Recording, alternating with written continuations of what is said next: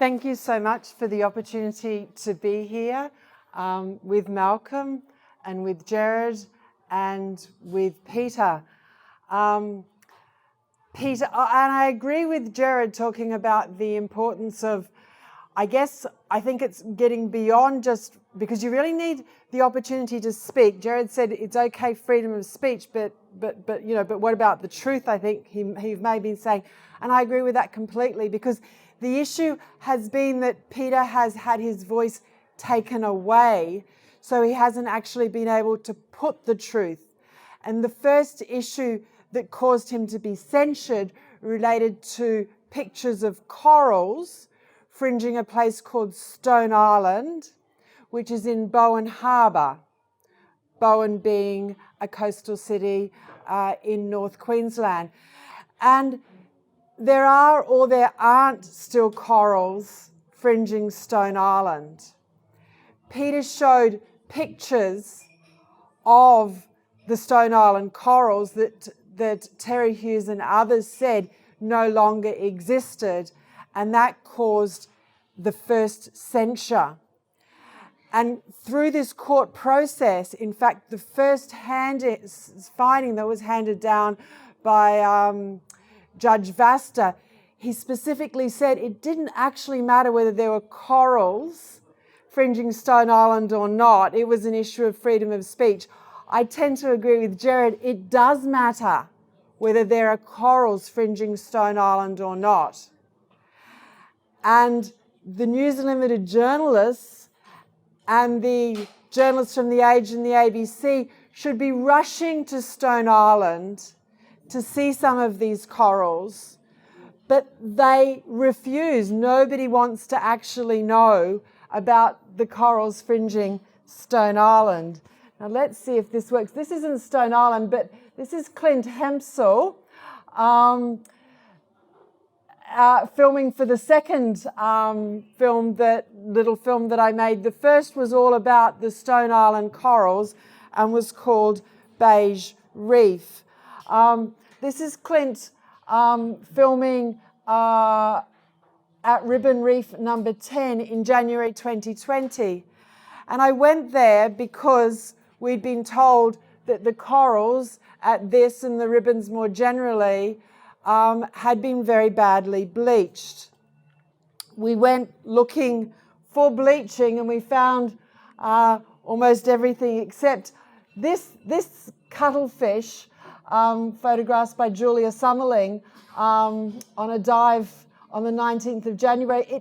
The creatures at the Great Barrier Reef, at the ribbons, in Bowen Harbour, and some of the other places I'm going to tell you tonight. It's just extraordinary. The Great Barrier Reef is still there. There are still beautiful corals, and there are still such extraordinary creatures like this little cuttlefish.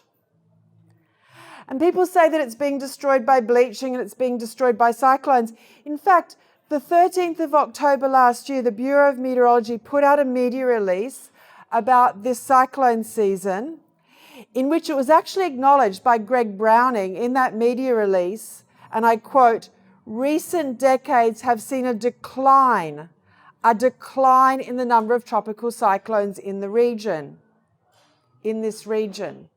He then went on, of course, to say that there's going to be more, though, this season. On average, Australia sees 9 to 11 tropical cyclones each year, with 4 crossing the coast. Now, cyclones can be devastating, absolutely devastating to coral reefs. The waves pound the top. And what I was showing you there before is a reef crest, the top of a reef. And this reef drops down 2,000 metres to the sea floor. That's off the ribbons, off Cooktown. Okay? But it's the top, the reef crest, that habitat that is often worst affected by cyclones. There are different habitats at coral reefs. There are lots of different creatures. I showed you a cuttlefish before from a coral reef at the ribbons. This is actually a coral. There are little creatures, there's big creatures. Most corals are beige. This is a beige-coloured coral, a Porites, filmed at Myrmidon on the 1st of December. And I was swimming with my buddy Sean, and you can get an idea from Sean beside that coral how big this Porites coral is. Now, another thing that's got Peter into trouble is that Ames used to call these corals, that they have growth rings like tree rings, and Peter published a paper in 2013 explaining the need to continue coring and the need for quality assurance of that coring. People have said, well, they're not coring anymore because there's no Porites, they're all dead. You can find Porites at so many reefs, and particularly at Myrmidon that I visited last December. And this is a garden of Porites corals at Myrmidon Reef, which is about 200 nautical miles east of Townsville. It's these hard corals, particularly Porites, that are responsible for the construction of modern coral reefs, including the Great Barrier Reef. This is High Island, and it's prograding like so many fringing islands. It's actually prograding into the sea as these Porites corals grow up to sea level. And given that the Great Barrier Reef is one ecosystem extending for about 3,000 individual reefs stretching for about 2,000 kilometres, and because we do regularly have cyclones, you can go to areas and you can find destruction from cyclones. And following that, you can find algal blooms, and at other times you can find areas that, because, for example, of periods of particularly low sea level, as we had in 2016, associated with the El Nino event, you can find devastation at the Great Barrier Reef, but you can also find, and mostly when I go and look, be it the corals fringing Stone Island or at Myrmidon or the Ribbon Reefs, just extraordinarily beautiful corals with the most extraordinary creatures. Science is not a truth, and Malcolm alluded to this. It's a way of getting to the truth. It's a method. And science usually involves some measurement or other. But just because a study includes numbers doesn't actually mean that it is scientific or that something has actually been measured. Now, in Peter's book, Reef Heresy, he talks on page 9 about how coral cover is calculated by the Australian Institute of Marine Science at the Great Barrier Reef. And he explains that there is no actual direct counting of numbers of corals. Rather, observers from the Australian Institute of Marine Science are towed behind a boat from which they estimate coral cover every few hundred metres. Peter makes the analogy of someone estimating people's weight and writing it down, the average weight, by standing at a street corner and observing the people that walk past over a couple of minutes, and then at the end of that 2-minute period, writing down what they estimate to have been the weight of those people that walked past, the average weight of those people. So there are people at the Australian Institute of Marine Science who are towed behind a boat, and after being towed through this sample method over about 200 reefs, they tally out what they estimate to have been coral cover. So they tow them and they stop after 2 minutes and they write down what they think the coral cover was on a slate. And they tow them again. And this happens and happens and happens. And after about 200 reefs, they tally up to give an overall percentage coral cover for the Great Barrier Reef. It's documented in this book, and you can go to the Ames website and see how that happens. So to be clear, just because a study includes numbers does not necessarily mean anything is actually measured, in so much as they may not have actually put any one single person on a scale and written down and then tallied up. Rather, they observed and they guesstimated. And this is also the case with the ARC Centre of Excellence for Coral Reef Studies. They estimate coral bleaching not by actually looking at any one single coral and deciding how bleached it is, or even counting the number of corals at 200 reefs, or guesstimating. The chief scientist, he flies in an aeroplane at 150 meters, and he looks out the window and he scores coral reefs from 0 to 4. So you get a score of 0 if he thinks, looking down, and this is what a coral reef looks like. This is Pixie Reef. I was there a couple of weeks ago. We put a drone up. This is a drone up from 120 meters, looking down on the reef crest at Pixie Reef. That's what you can see. Okay, so we only put the drone up to 120 meters because that's the legal limit for drones in Queensland. Terry Hughes, the chief scientist, he was the chief scientist at the ARC, he flies in an aeroplane at 150 meters, looks out the window, and if he thinks that more than 60% of a reef is bleached, more than 60% of the corals at that reef are bleached, it gets a score of 4. To be clear, while the ARC purports to report on the percentage of hard coral covers bleached across more than 1,000 reefs, only the reef crest is ever sampled, and this is from a plane window at 150 meters altitude. So I've had this image up here for a little while. Can you see me in here? Because I'm actually here. I'll show you. So that's me at 5 meters. And I'm actually there. Can you see me over here at 40 meters? And can you see me at 120 meters? Can't you see me there floating above the reef crest holding that 1 meter long orange safety sausage? You can't see me because the photograph's been taken at such a high altitude, at such a distance from the reef crest. It is impossible to know the health of individual corals from the altitude at which Professor Terry Hughes flies in his aeroplane.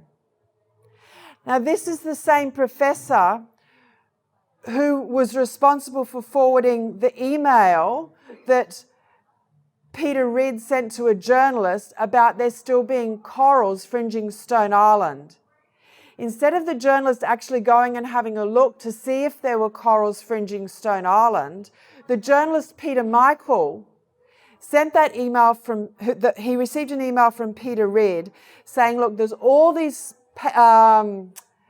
photographs circulating about there's only mudflat now fringing Stone Island. There are actually corals. This is what they look like. Instead of the journalist going and having a look, he forwarded that email to Terry Hughes. The email was saying that there needed to be some quality assurance of the Great Barrier Reef science.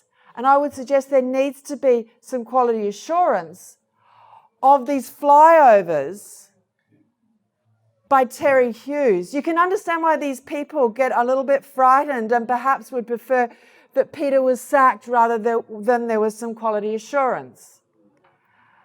So you can see, I went out on this little boat a couple of weeks ago. We laid 36 transects. You can see some of the beautiful pictures at my website, jennifermurahassi.com. So here I am.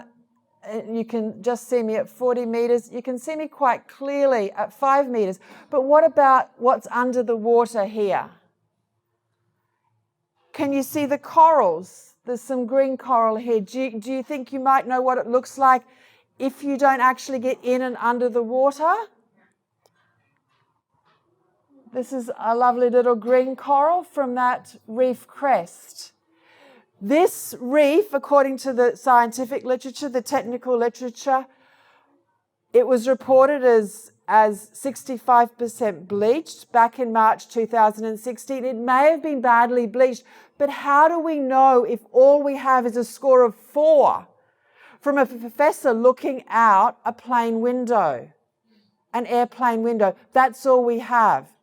Now, I went to this reef in November last year. I was there again 2 weeks ago. I love the close-ups of these little corals. So many corals, so many beautiful colors. This is that reef crest from under the water. You don't actually need to go to, this is Pixie Reef, which is only 22 nautical miles to the northeast of Cairns. It's an inshore reef, one of the reefs that's meant to have been so badly affected by coral bleaching that all the corals are dead. There's just beautiful, beautiful corals at Pixie Reef. This is Peter and myself just to the south of Bowen, and these mud flats were shown with this particular backdrop from 2014 for years. Bowen's just to the south of Abbott Point. And these activist scientists were, I think, trying to make the point about coal and coral reefs, and now we've got mud flat.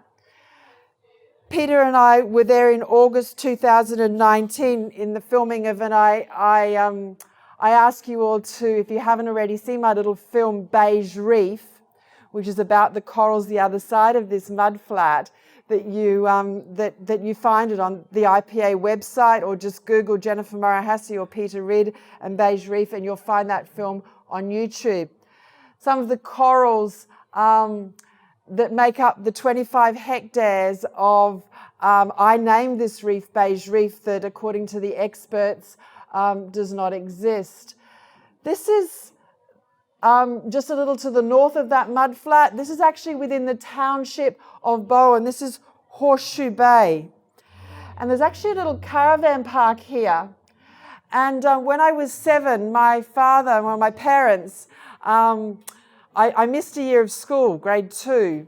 We travelled in a caravan from Cooktown to Cairns and then all the way down the Queensland coast to Clontarf. I went to Clontarf State School for a little while. That's near Sandgate. But we also stayed in the Bowen Caravan Park for a little while. And I actually got, as a 7-year-old, to snorkel the corals that are still here, like this little acropora with the little fluorescent purple tips. You don't need to go to Myrmidon or Pixie or even across Bowen Harbour to Stone Island to find corals along the Queensland coast. You just have to be curious and get out with some flippers and a face mask. And I do so worry about children who learn at school that the reef is half dead from global warming. As Peter explains in this fantastic book, there are corals in so many diverse environments, including inshore coral reefs.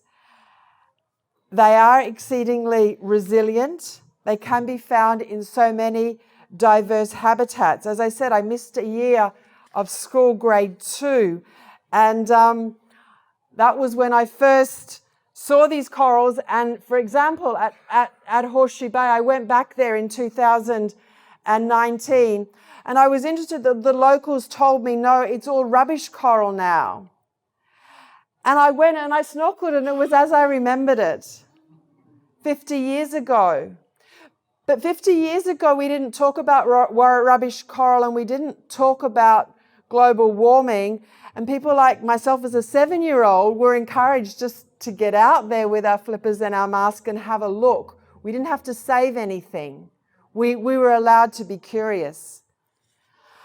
I got an email from Joachim from Germany just this morning. I get emails every other day, some along this line. He was asking permission to republish some of my close-up photographs of the corals from Pixie Reef and also Stone Island and also Myrmidon that you can find at my website. And most recently at my Pixie Reef data page, I've got there's transects, and you can see the coral after coral after, so a metre after a metre after a metre after a metre, where there's supposedly no corals, and just have a look at them. But Joachim from Germany emailed me. Well, I got the email this morning when I woke up. He was asking permission to republish some of my photographs from these reefs.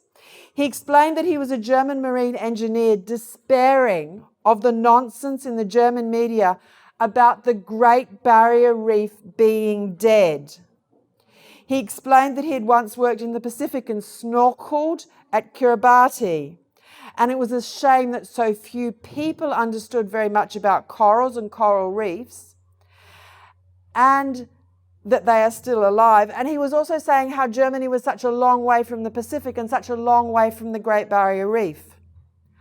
I do actually think that Australians, especially Queenslanders, and probably most of us here tonight are Queenslanders, have a particular responsibility to be honest about the true state of this magical natural environment that is being incorporated into the school curriculum in Germany to lament climate change. It is a travesty that the mainstream media has reported it as dead, and that we cannot get journalists to visit Bowen, to snorkel with me in Horseshoe Bay. Not even my favourite journalist from The Australian will come to Stone Island.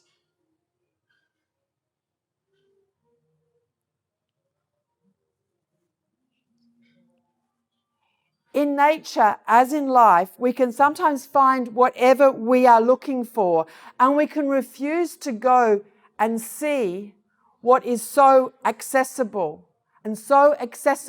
to us as Queenslanders. Cyclones and sea level change, especially localised dramatic falls in sea level, which are associated with El Niño events, that can periodically cause widespread bleaching, will destroy individual coral gardens. But reef communities do recover because they are mostly healthy and are spread over large areas. The Great Barrier Reef stretches along almost the entire Queensland coastline. A couple of thousand kilometres long is the Great Barrier Reef Marine Park area. We don't actually know, as I said, what happened at Pixie Reef in March 2016 because our experts don't appear to have actually done a proper survey back then. They were allowed to fly in a plane at 150 metres altitude, look out the plane window and score Pixie as more than 60% bleached. No questioning of that score by the mainstream media. A score of 4 from an aeroplane flying at 150 metres provides very little meaningful information about the state of the corals. It is particularly concerning when children, as a consequence of this nonsense from adults at our universities, become so anxious about the natural world that they are no longer interested in observing it. When I was in Bowen and more recently in Cairns, talking to a 14-year-old and her friends, she said, "We're not interested in the Great Barrier Reef, Jen. It's dead." Perhaps one of the greatest real threats to the Great Barrier Reef is a generation who have been told by the experts that it is doomed before they have even had a chance to experience it. This is also the situation with civilizations. History shows that it may be necessary to identify and weed out that which is charismatic but corrosive before it infests every level of key institutions. Sometimes it is only the strongest individuals with allies who are able to resist the madness of crowds. And it seems every generation does throw up a charismatic, delusional leader, be it in a university or somewhere else, who seeks to take away the individual's ability to reason. Why do I have to go out and have photographs taken of me like this to bring to people's attention how absurd it is to attempt to measure the health of corals from 150 metres altitude? Peter Reid is one brave man who was fired by James Cook University for suggesting there should be some quality assurance of Great Barrier Reef science, and that there are still corals in Horseshoe Bay and beyond the mudflat just to the south of Bowen. Peter recently appealed the decision by first of all, he appealed the university's sacking of him for simply asking for some quality assurance of the science. And he's variously won and lost through the court process. Just recently, he was granted the opportunity to have his most recent loss heard by the High Court of Australia. It's now up to us to ensure this is properly funded. So donate tonight. I'm going to buy a couple of mugs. And donate again at his fundraising page. Thank you very much. Thank you. Oh, and buy 6 books.